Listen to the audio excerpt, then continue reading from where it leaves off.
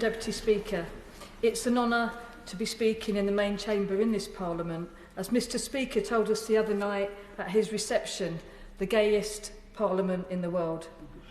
LGBT History Month has never been more needed than it is right now, with politicians of all political stripes here in the UK, in Europe, and of course in America, trying to tear down the few protections LGBTQ+ people have, attack our rights and rewrite history. Our history and our activism needs to be shouted about. We will not be silenced, we will not be erased, we will not be pushed back in the closet, and our history will be celebrated and remembered. We need people to continue to be brave enough to shout, "I am here." I'm a lesbian, and I'm saying that in the mother of all parliaments. And I will not stop shouting about it. Our diversity is what makes us wonderful. It gives us strength. Dyke is no longer an insult, but a badge that I wear with pride, just like my she, her pronoun badge. It's been 40 years since I came out, and at that time, I would never have imagined that I would be an out lesbian member of Parliament 40 years on. In those years, we have seen huge improvements, but we also still have a really long way to go. And I would not have imagined that I would still be having the same slurs chucked at me now that I had chucked at me then. Arguments that tried to make it about LGBTQ+ people being a threat to kids. That is why LGBT History Month is so important. That is why our activism is so important. And that is why I always say that I'm an activist first and a politician second. We must celebrate our history and remind people that we have always been here, that trans people have always existed. But we also have to remember the lessons of our activism. Remember and listen to those who lived those fights and learn from them in order to defend ourselves and our community from this latest wave of attacks. Over the last few years, I've been repeatedly asked, why do we need LGBT History Month? Surely pride isn't needed anymore. Hasn't equality gone too far? Yet now people are starting to understand why we still need these events. The fight to protect our rights never ends.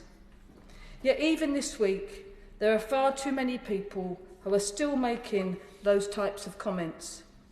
Too many people are woefully uneducated on LGBT history. On June the 28th, 1970, on the one-year anniversary of the Stonewall Uprising, the first Pride marches were held in New York, Los Angeles, and Chicago. Pride will always be a protest.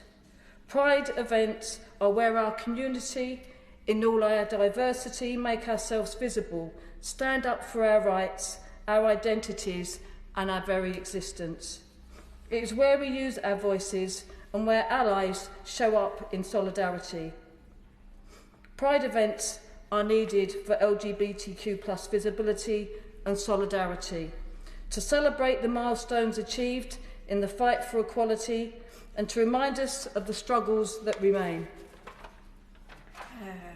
Last year, the town I live in, Hebburn, held its first ever local Pride, thanks to Peter Darrant from out North East, who also runs the wonderful Pride Radio, which broadcasts nationally from my constituency of Jarrow and Gateshead East, and local business leaders like Wendy Stead and many others. They faced a barrage of abuse. They had the flags ripped down. The local paper removed the article about the event because of the thousands of abusive comments, and both Peter and I received some horrific homophobic and lesbophobic abuse online and in real life. Okay.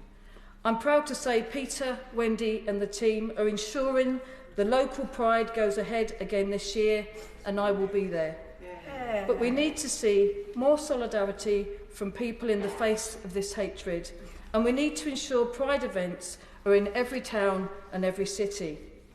We must tackle the rise in LGBTQ+ hate crime, and in particular, the huge explosion in transphobic hate crimes over the last few years. These attacks reflect an increasingly hostile environment, exacerbated by negative media and political rhetoric, not just in the US, but in Europe and here in the UK. Just last week, we saw a GB News host link LGBTQ+ people to paedophilia.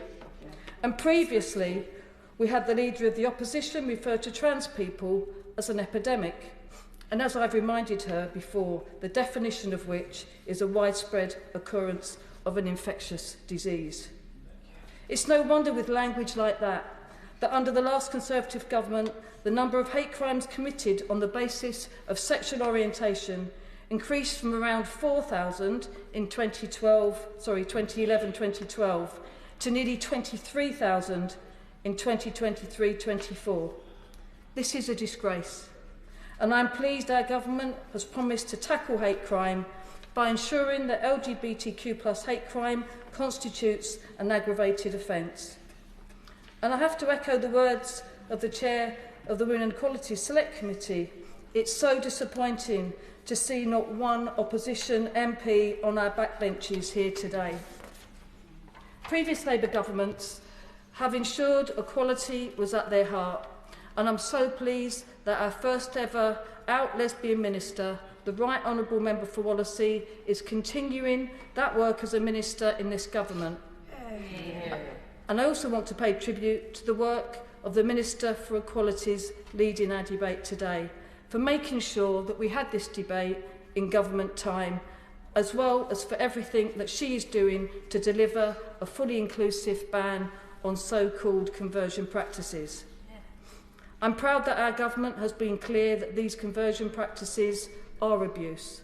They are acts that aim to change someone's sexual orientation or gender identity, mostly in relation to LGBT+ people, and we will ban them. I'm proud that it was Labour that lifted the ban on lesbians, gay men and bi people serving in the armed forces, introduced civil partnerships and laws to allow unmarried couples, including same-sex couples, to apply for joint adoption. I'm proud that we're bringing forward a new HIV action plan, and I was pleased to speak at an event jointly sponsored by the BGIPU and the Elton John Foundation in Parliament earlier this week. And I'm proud that despite media reports to the contrary, we will be bringing forward our manifesto commitments to modernise, simplify and reform the intrusive and outdated gender recognition law and remove indignities for trans people, as well as ensuring all discrimination and financial barriers are removed for same-sex IVF provision. However, I do want to once again bring a note of caution around our government's own policy and rhetoric on puberty blockers. I believe this decision is putting people's health at risk. I sit on the Council of Europe, and they have released a report that notes the total withdrawal of access to puberty blockers outside of a research trial in the UK may breach the fundamental ethical principles governing research, and I want to urge ministers to look at this report and consider it in detail. I want to thank Sue Sanders, the founder of LGBT History Month. We must remember our history, but also acknowledge those who continue to fight now, like Lord Cashman and Baroness Barker, Linda Riley from Diva, Simon Blake from Stonewall, Shiv, who is organising the London Dyke March, Marty Davis, who is doing so much to ensure that trans history is recognised, and those who make all of these things happen from behind the scenes, like Marsha Jane Thompson, who has done so much work in this space for decades.